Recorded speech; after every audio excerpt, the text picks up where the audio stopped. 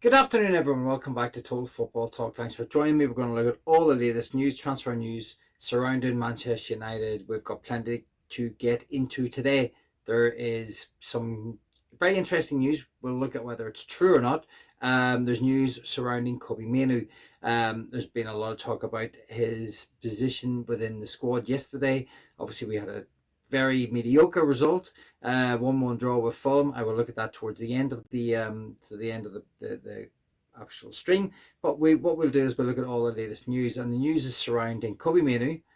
What's happening with him? We'll look at where the Samme Lemmens contract is currently at, and could we get any news over the next kind of 24-48 hours. We'll be looking at where Napoli are at with Rasmus Højlund. It looks like there's progress being made there. And a little bit about Fabrizio Romano talking about Garnacho and what could be happening this week with him. So this is all the news that we currently have, and it is obviously Kobbie is the one that's breaking news. Alex Crook came out and started talking about this, and he said Kobbie Mainoo would consider leaving Manchester United in the final few weeks of the transfer window if the club receive a suitable offer. Now, if we try and break this down, do we think that Kobbie is going to leave? I'd be very surprised if he did. Someone would have to come in with about a lot of money, maybe sort of in the regions of 50 to 60 million. I'm not entirely sure who's going to do that. We've heard that Chelsea might do it, but we also know that Chelsea are keen on Garnacho, but they have to sell Nkunku and another player to potentially get them off their books before moving for any of Manchester United's players. They've had a long-standing interest in Garnacho. We also know that they have taken an interest in Kobbie Mainoo, and both those players fit their profile in terms of young players. They've already got Premier League experience, and both have their own skill sets. So I think Chelsea might be looking at these particular opportunities, but I don't think there's anyone else out there who could even try and do a deal. Kobe's got 2 years on his contract with the extension of a +1. So that isn't going to be changing anytime soon. I think that Kobbie Mainoo does want to stay at Manchester United. He's come through the academy, and this is one thing that we have to be very, very sort of clear about and take heed at. Our academy record has gone back for 87 years, and we need to, our aim has always been academy graduates have been on the bench and in the match day squad. I've been in the match day squad, one in the match day squad for nearly 87 years. That is a record that has, been the bedrock of one of the sort of the DNA of Manchester United. A young player coming through the system. If Kobbie was to go, and we've got Tyler Fredrickson, who would still keep that bench position sort of, going, or Tom Heaton, should he be on the bench, because he was originally part of the Manchester United youth setup many years ago before he moved on to Villa, etc. We would be starting to lose a little bit of touch with with this particular element of our core existence. We would, if Kobbie goes, because Kobbie's the only one left at the minute that would be getting regular team minutes. Tyler Fredrickson's kind of just making up the numbers because he isn't going to get much game time. You could see yesterday, Aidan Heavens ahead of him. Obviously Harry Maguire. I mean, maybe if Maguire leaves and Fredrickson can kind of step up, but I don't know where he's going to get the minutes this season to be able to do that. And it does concern me a little bit that our sort of long-standing history with this particular, with the academy. It's the fabric of Manchester United, and if that goes, I would be absolutely devastated because Ruben Amorim does not want that on his watch. He really doesn't. He's got enough tough situations to be dealing with at the minute. He does not need a record like that to go under his watch. It could be absolutely shambolic. I've got a feeling that Kobbie Mainoo will stay. He will get minutes in the next couple of games, I feel. And Bruno Amorim did say after the game that he is fighting with Bruno Fernandes for that particular space in the midfield. And I just think that Bruno was very average yesterday, a below average power from Bruno. Obviously missed the penalty, put off by the referee, whatever you want to call it, skied the penalty, didn't have a very good game. I think that if he's not playing well, Ruben Amorim's got to be able to make subs, and if Kobbie's his replacement, then he's got to bring Kobbie on and give him a chance to shine because Bruno's not doing it at the minute. And maybe Bruno needs to be just kind of dropped from the team to realise that he is not, always going to get picked. But until that actually starts to happen, I don't know. So But as I said, the contract is what it is. Someone's going to have to make a big bid for him. I can't see that happening. We're into the very sort of narrow, sort of late stages of this window. Um, I think Kobbie will stay. I think he will get minutes, and then it's up to himself to prove that he is the player that we all think he is, that we all hope he is, which is a very technically, press resistant, midfielder who can kind of break the lines with some great passes and also knows where the goal is. Has scored some vital and important goals for us over the sort of previous years. And I just, yeah, for me, Kobbie's an excellent player. I just think we've got to find a way to keep him here. But yeah, so that's where we are with Kobbie Mainoo. As I said, the news was breaking from Alex Crook that he could leave. But I just think if Fabrizio Romano or David Ornstein comes out and starts talking about O'Loy, well, then maybe we have something to worry about. Alex Crook has got some good news out of the club before. He is linked with the club, but I've just got a feeling that in this particular instance, it's more kind of bluster and that than anything else. And this is what Ruben Amorim had to say about the midfield. For Fabrizio Romano reporting on potential midfield signings. At the moment, Ruben Amorim saying their focus is on Lemmens. Let's see what happens in terms of a midfielder if the right opportunity comes along.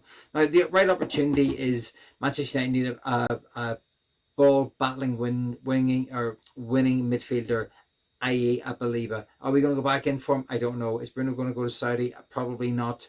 We really could have been doing with Bruno's money to try and bring in a Baliba to help us be more combative in that midfield. Now, I believe it was taken off at halftime in the Brighton game yesterday. I watched bits of it, but I didn't really see it, so I don't know how he got on. Maybe his head isn't in the right place at the minute. Maybe he wasn't able to perform at his maximum level, and that's why he was brought off. Obviously, Brighton didn't quite get the result they were looking for. Tough start to their season, and maybe they're missing firepower up front because they've only got, sort of Welbeck playing up front, and obviously he's getting on in the age, missed his penalty, which is a very good save from Everton's goalkeeper, so old Jordan Pickford, so maybe there's a deal to be done late on, but again, it's going to be 100+ million, and it is a big risk because we're taking a big risk on Baliba. It's a lot of money, and he's a young kid, and he will have bad games as Bruno, as Cunha and Mbeumo weren't 100% yesterday. Obviously Cunha was better and Mbeumo was marked out of it. Players are still going to come in and have poor games. That includes the goalkeeper. But yeah, so that's where we are with the midfielder, and this is what was being said again just about the goalkeeper and a few other bits and pieces. Talks are ongoing with an agreement for Samme Lemmens. Agreement done with the player. United want to close this deal as quickly as possible. So that's the news that we have there. Do people out there think that Manchester United should go for Samme Lemmens? Is he the goalkeeper that's going to come in? We've seen Bayende once again flap under every cross. Could the defence have helped him a bit more? Maybe yesterday, but he is not someone who can dominate his 6-yard box when it comes to crosses, which is a massive disadvantage for any goalkeeper, but particular any goalkeeper who plays in the Premier League, because you've got to deal with those aerial challenges. You've got to win them, and unfortunately Bayende isn't strong enough, despite the fact that maybe the defence could do better. But for a lot of this, I'm a goalkeeper myself. I know what it's like to be in that situation. Funny enough, it's one of the weakest areas that I had. Good shot stopper, I might have been. Coming out for crosses wasn't always my forte, so I can appreciate that. Sometimes you've got to be able to come and dominate that box, and unfortunately, Bayende not a goalkeeper who can do this, which is really frustrating because he has other good traits. He made some good saves, and he's not bad with his feet, but that's where we are with the goalkeeper. Now, Real Betis still remain very keen on Anthony. Behind the scenes, Betis are really trying to find a financial way to make this deal work. Same old story with Betis, so I wouldn't exactly say that's an update. And then the other one is Manchester United are in conversations with Napoli for Højlund, sort of in negotiations with negotiations with a contract with Napoli. Yep, ongoing. Looks like he may go. There is a little bit more news on what his actual deal will be, and this is it. Breaking, Napoli are ready to offer Rasmus Højlund 3.9 million annual salary to push through a deal he earns currently around 2.4 million with Manchester United. So obviously we're getting a salary pay rise. It's not a massive hike up, but it's pretty tasty. For you and me, we'd all be delighted with it. Whether Rasmus is delighted with it's another story. He doesn't want to go, but I think he's realising now, being left out of the squad, that he's going to have to, just take it on the chin and move on. I hope the kid goes on and does well, because I think he's a good player. I think there's something in him. I just think, like, Sesko's going to find out now There was no service to the striker once again, and unless you get service to the striker, it ain't going to happen. Rasmus goes to Napoli. I think he'll start seeing service. I think he'll start scoring goals, and people will start going, oh, Manchester United got rid of another good player. And the cycle continues, which is really, really frustrating. The other news about this is we believe it's a €5 million sort of deal in terms of them paying a loan fee, and then €40 million in total. So if that is the case, we will just about break even. Maybe we'll make a little bit of money on it, and Rasmus will move on and be all right. Now that's where we are with everything. And the last little bit of news is this, and this is, I mean, once again, this is just news we already know. Fabrizio Romano is telling us that Chelsea expect Garnacho to become a Chelsea player, and the here we go will hopefully come next week. That's this week. And that's pretty much where we are with that. Hopefully we're going to get the news on that. Now, as I said, with the Fulham game, it was really disappointing. Absolutely gutted that we only got the draw. We started off well. Cunha had flashes of brilliance. Couldn't get the goal, hit the post. Mount played well in parts. Bruno wasn't very good. The defence, Delit was excellent. Maybe could have done a bit better for the goal. Bruno should have tracked his runner, which he didn't. And Lenny Yaro was superb again. Mainoo made a couple of good saves, but terrible in crosses. Shaw was average. Dorgu was in and out of the game. Cunha was good in flashes.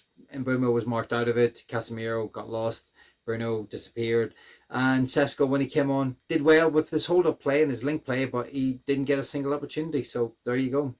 And that's where we are with it all. Okay, guys, thank you very much for joining me. I'm Keith, the host of this little channel. If you're enjoying the content, please give me a thumbs up. Please hit the old subscribe button. Get your comments in below. And I will see you on the next one.